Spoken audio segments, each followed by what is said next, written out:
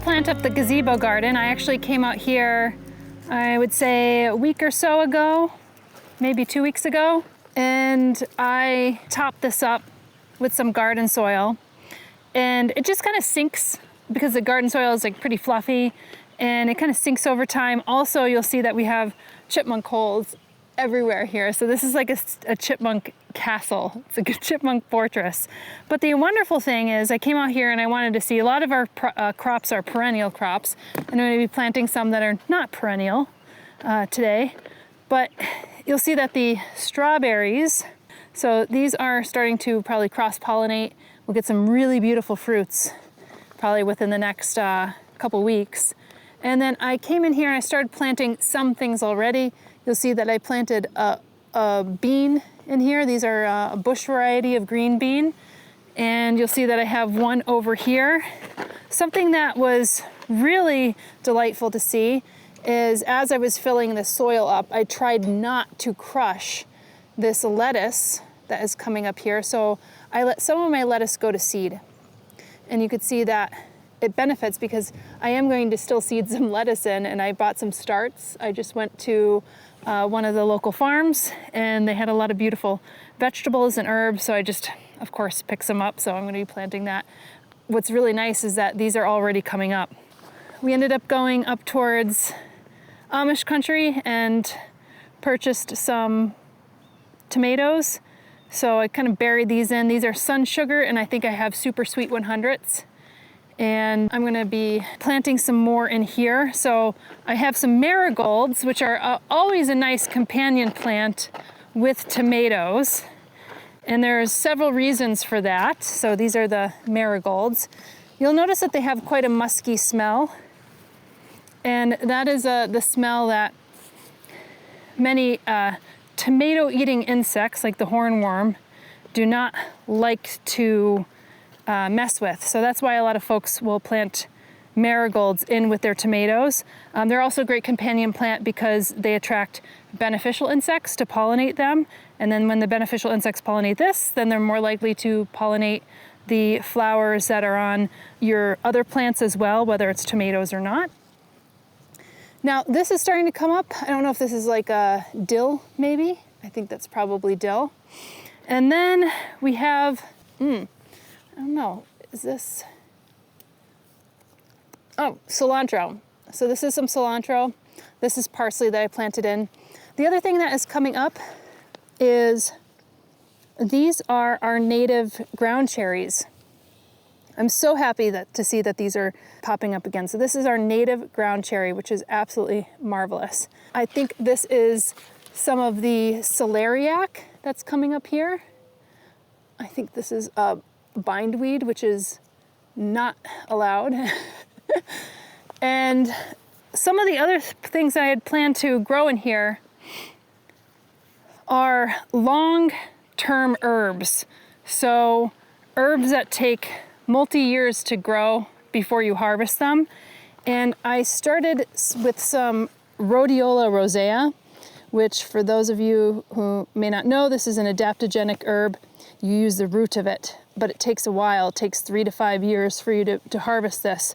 So my plan was to actually grow some rhodiola here. Also pleurisy root, which is Asclepias tuberosa. So that is butterfly weed. Beautiful plant. It's a milkweed, so it's great for monarch butterflies as well. But you really want to harvest the root of that. And that is for pleurisy, or like inflamed lungs, which you probably don't hear the word pleurisy very much. Some of the other plants that had seeded and have come up on their own is this arugula, which is really wonderful. It's just towards the corner here. So I'll be seeding more arugula. I found that arugula is not something that any of the animals will eat. And I think it's just because it's a little too spicy, which is great because I love growing arugula, and I also love growing lettuce in here, but arugula is very tasty. I'll often take off a leaf or two for Peepo and Tutu, my little rescue diamond doves. They tend to really like arugula for whatever reason. Another thing that has come up is my sea kale. So this is a perennial crop, and it's almost like a kale meets a cabbage. It's better to eat it when it's younger leaved. When it starts to get a little bit towards the mature part of the season, the leaves get really, really tough. You can imagine this is growing like close to the ocean and gets beat up a lot by salts and wind and all that other kind of stuff. So like you could wilt it or put it in a soup, something that you could stew. So these are some more rhodiola rosea that I put in here. So this one and this one were the original ones that came back. They're quite expensive crops, so I didn't want to invest a lot. I also have it by seed, so I'm going to try to grow it by seed. It doesn't need any kind of scarification or stratification. These are carrots, I think, coming up, so I'll probably have to thin those. Tomatoes that are kind of blowing over right now, so I'm going to have to stake them. This is also another long-term plant, and this is the Ceonanthus, and this is redroot. So I have a number of these actually planted as well. And what should be coming up again this year, I hope, because it is a perennial, is our glycyrrhiza, our licorice root. I know it's planted somewhere in here, so let's hope it comes up, because I did plant that last year. So lots of perennial crops that are coming up. Schisandra, this is another great adaptogenic herb. This will start to grow like gangbusters, but it's small right now. I had just planted it last year, so we'll have to wait on that. But in the meantime, let's actually plant some of the marigolds, and then I'll probably put some cases around the tomatoes, especially this one. Maybe cut off some of the side leaves that don't have flower buds, because you don't need all of these extra leaves on the side. That's just gonna weigh the tomato plant down. And I should say that I cut off the stems of a lot on the bottom and I buried them, because if you bury the stem deeper, sometimes when you bury the stem deeper on a plant, it rots it. In the case of tomatoes, it actually roots where you cut those leaves off. And if you have a better root system, then it's going to be a little less lopsided, hopefully. But I just had planted these in here just a day or two ago.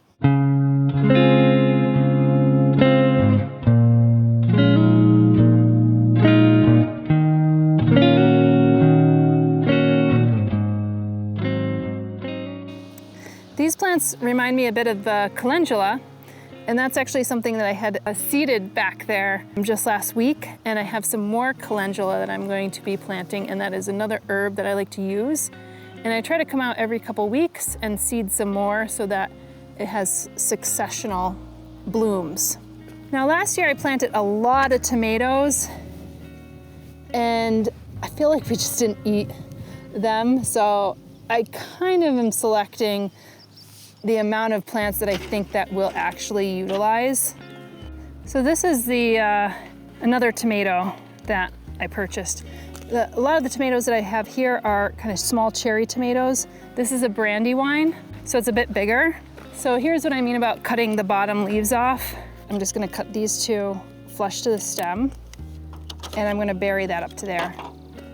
And this is a lot of Espoma, so this is great because it's very easy to work with.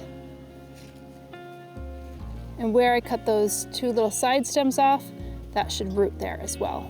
So it gives it a stronger root. One of the plants that I didn't plant last year, but we do eat some, is the green red bell pepper. So this will be something that's relatively new for me. I'm gonna plant it next to the tomatoes. Needs a lot of sun. I didn't wanna get too many of them because we don't eat a ton of green peppers, but we do eat some. Now these two leaves right here, those are the cotyledons. Those were the first two leaves that emerged when the plant was emerging as a seedling. All right, so some of the other things that I hadn't planted last year in here are nasturtium, and I have some really beautiful varieties that I'm going to seed along the way. What's great about nasturtium is that they have these peltate, beautiful peltate leaves. I really have a liking for peltate leaf plants. Now, you could eat the leaves, you could use them in salad, they're a bit peppery, and then when they bloom, they have really gorgeous succulent flowers, usually in kind of yellow to oranges to red. These are obviously have been grown out, so I thought I'd start them, and they trail over. So I thought, wow, wouldn't it really be beautiful if this kind of trails over the edge of the beds? One thing I should mention is that I had all good intentions of transplanting my prostrate rosemary, and we left for Costa Rica, never watered it after I left for Costa Rica for 2 weeks, and it just didn't survive, which is too bad. But I have this other plant that is hardy, that tastes just like rosemary. You can see it growing here, and it survived the winter. Conradina verticillata rocky top. This is a great alternative, and I have just ordered rosemary ARP, which is a rosemary that should be actually hardy to our area of zone 5-6. So we'll see. Although I really like the prostrate rosemary. I mean, it's not hardy to our area, but it's so pretty when it's just tumbling over the stone. So let's plant these towards the edge. I see there's some things that are starting to seed in here.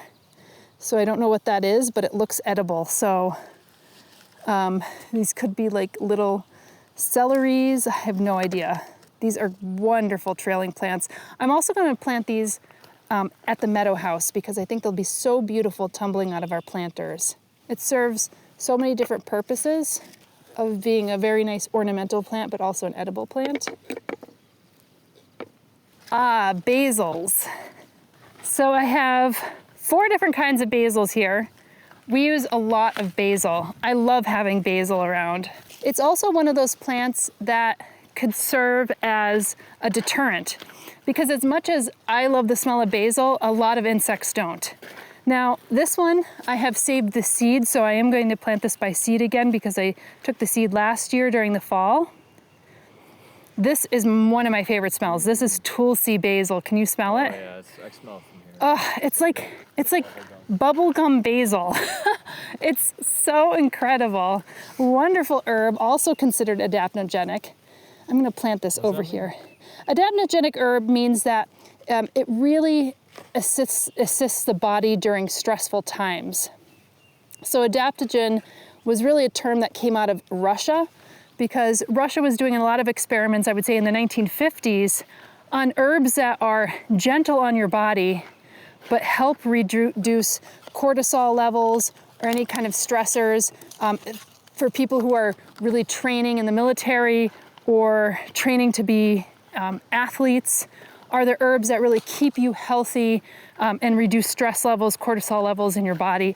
And those were some of those herbs. So Tulsi, rhodiola, which I'm growing here, schisandra, those are all great adaptogenic herbs. So you'll see that, again, some of these herbs will not come back. You have to save the seeds or buy starts, but you could collect them all throughout the year. This makes a wonderful tea, especially when it's fresh.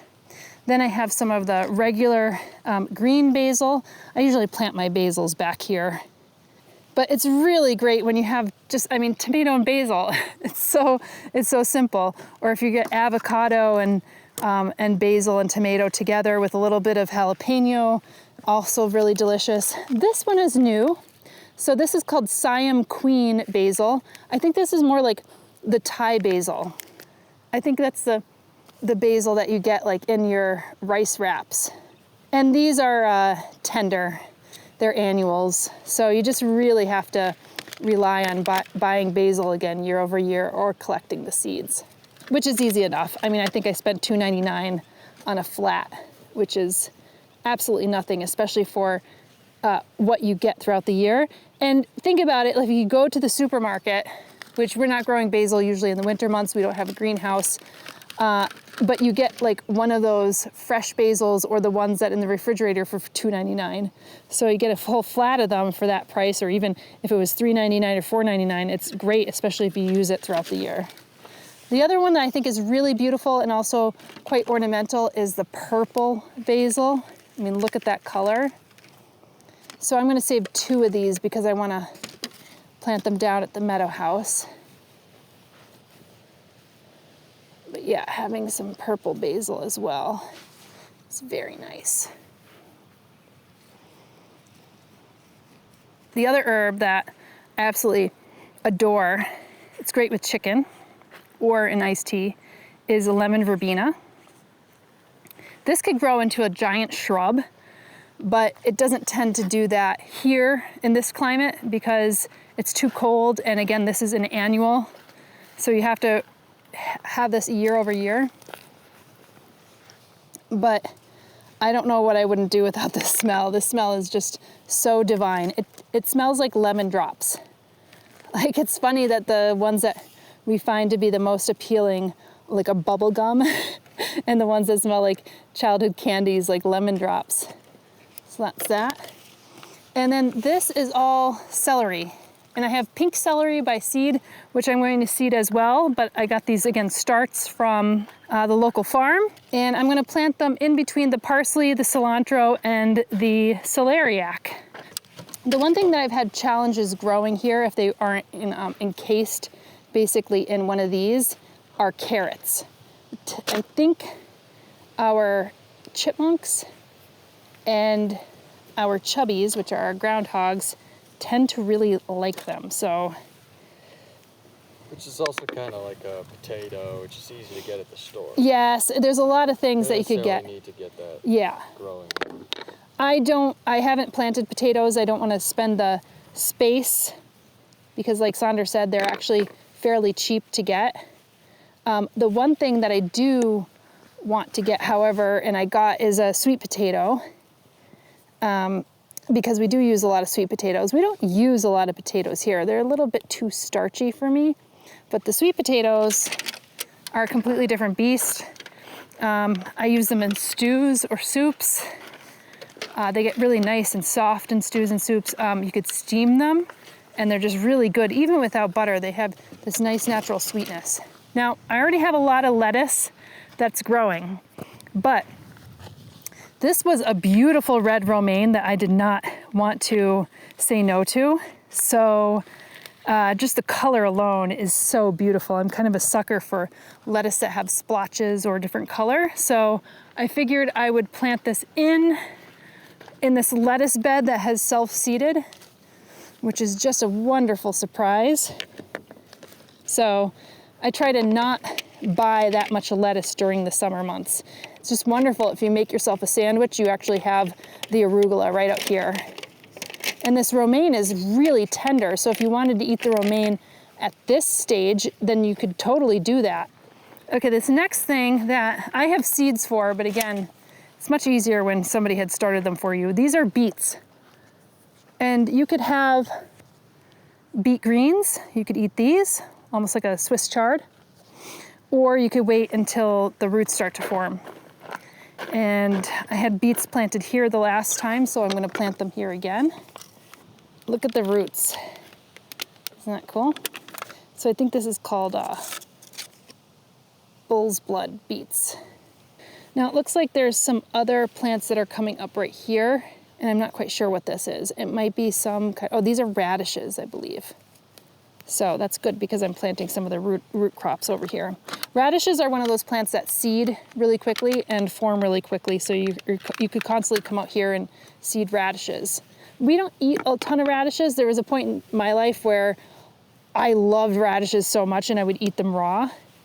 And then they really fell out of favor. I like them in a salad, but it's not one of those crops that we use a lot of. I have quite a lot of calendula. I have certified organic calendula, and then I have Indian Prince, Oopsie Daisy, Radio, Orange Flash, Playtime Mix, which I really like because it's all these different colors, and then Pink Surprise. And so I'll show you these seeds. They're quite cute. They don't look like their regular seed. I should also say I'm soaking some bean seeds right now. I soaked them overnight. But look at these. Aren't they fun? They look like some kind of sea creature.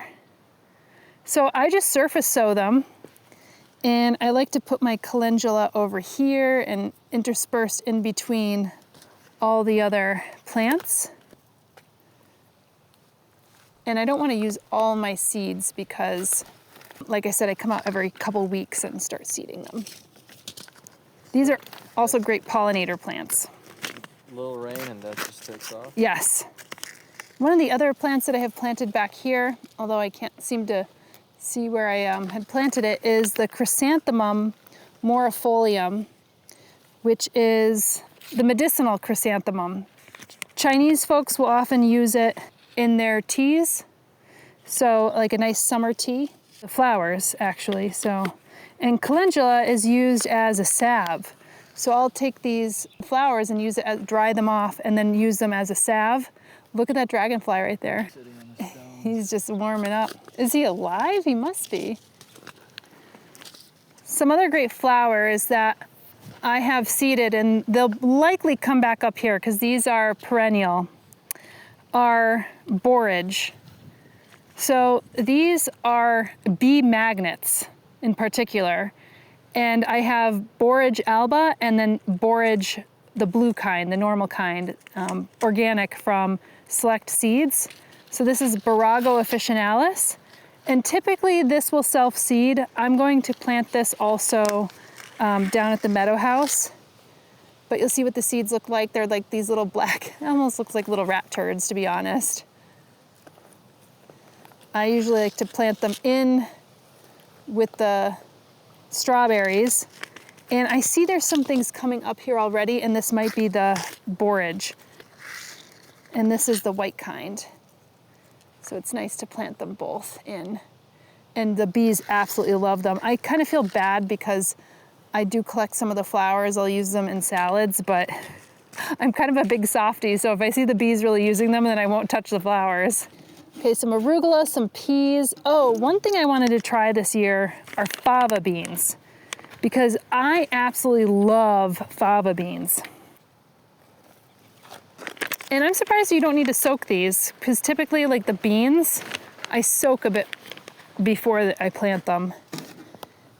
So what's next? Oh, here's the nasturtiums. So I have Glorious Gleam nasturtium. I'll show you pictures of that, and then a Phoenix nasturtium. Now, you could see from this one, it has this kind of fringe to the flower, which is really beautiful. I mean, this is Hudson Valley Seeds, so they do this beautiful artwork on it. And so I figured I would seed these in. Now, like I said, I already had planted some nasturtiums here, but these are different cultivated varieties that I think just would be really beautiful. These are cute, aren't they? Look at all those seeds. Mulberry. They do, like a little desiccated mulberry. I'll have to monitor to see if that licorice comes up again. We have a native licorice, but a lot of times the licorice that is used is Glycyrrhiza urulensis, which is a Chinese licorice. Okay, so the next one that I'm gonna do is two. So some of that arugula is coming up, but we eat a lot of arugula, and like I said, I don't have to cover it because the insects and the animals do not seem to eat it. So I probably have 2 dozen or so seeds, and I am just going to spread this throughout, just surface sowing them,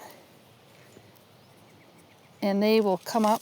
So that's the regular arugula, and then I have the red dragon, which has the red stripe through the middle, which is very pretty.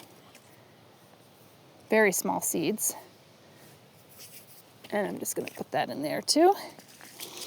Next one, I have Chinese pink celery, which, you know, if you use this in a soup, it turns to green.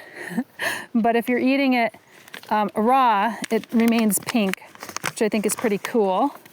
So I'm gonna plant this in with the cilantro, with the parsley, and the celeriac, and the regular celery.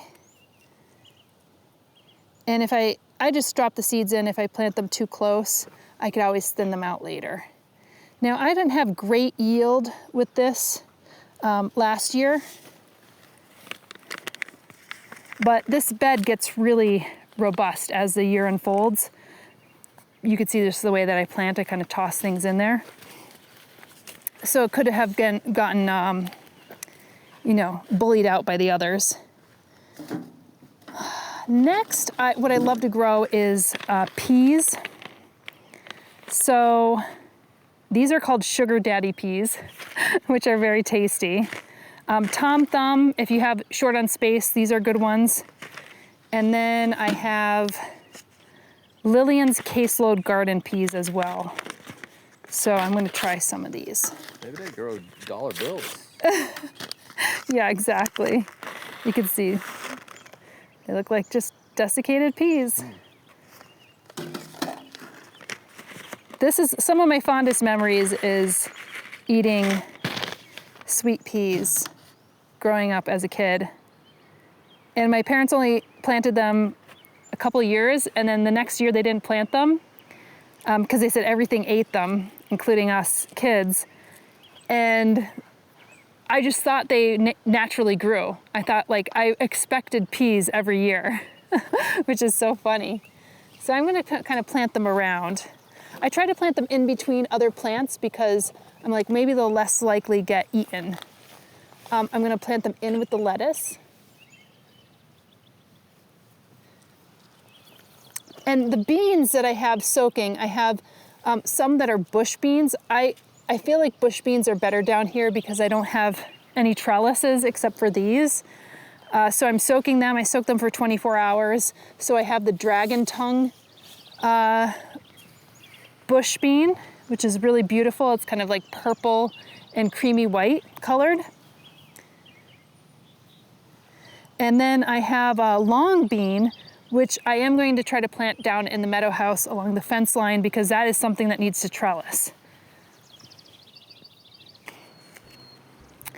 So the last thing I'm gonna plant just a little bit of is these two lettuces. And one is Derusi and Forellenschlush. I've had good results with both of these. And you can see that they have really beautiful leaves. I think these are the ones that I let go to seed because I had so many. So I'm just going to plant a little bit.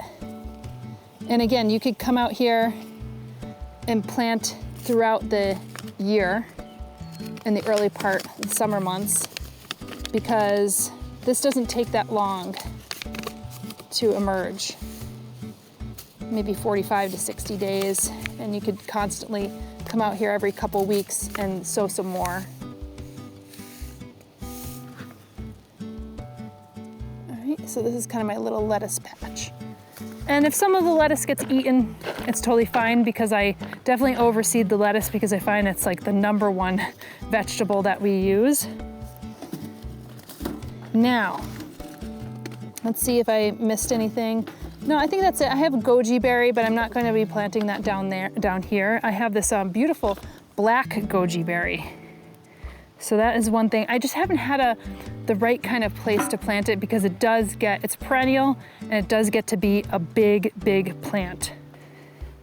I'm gonna come in here and cage it, but before that, I'm going to really take a look.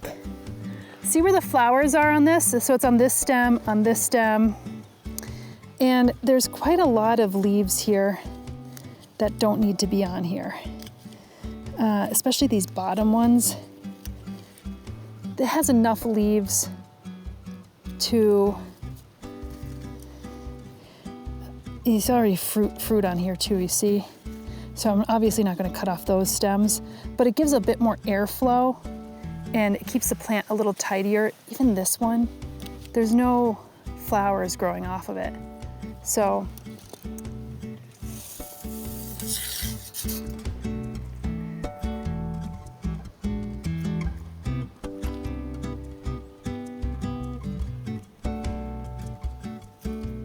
and the cage is not there to protect it from an animal, really. You can see, but it's big enough gaps that you could come in there and then lift off some of the fruit.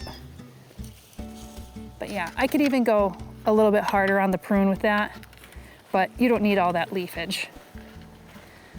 Eventually, I think the strawberries will completely take over. And we just gotta get out here. The problem that we have is we don't come out here every single day early enough to get all the fruits. But you know, if I could provide some for animals, that's totally fine. I think once we're done with the renovations and all the other crazy stuff that we're doing here, we're gonna get a lot more use out of this garden, but it's always just very nice just to come out here, grab your lettuce, grab your celery, grab your basil, just the bare essentials. Something that, you know, when you go to the supermarket, sometimes they're not even the freshest at all. There's nothing fresher than coming out to your own garden and picking it yourself. So this is what the garden's gonna be. I'll probably plant a couple different things here and there. I'll come out here every other week or so and see what else is growing. But this is what's going to be growing in our little community garden here in the gazebo. And hopefully one of these days we could take these tarps off and finish the rest of the area. But we have yet to get a quote from our stonemason about it. So I don't actually think it's going to be happening this year. But it's not going to hinder all the beautiful vegetables and herbs that we have growing. So see you next time.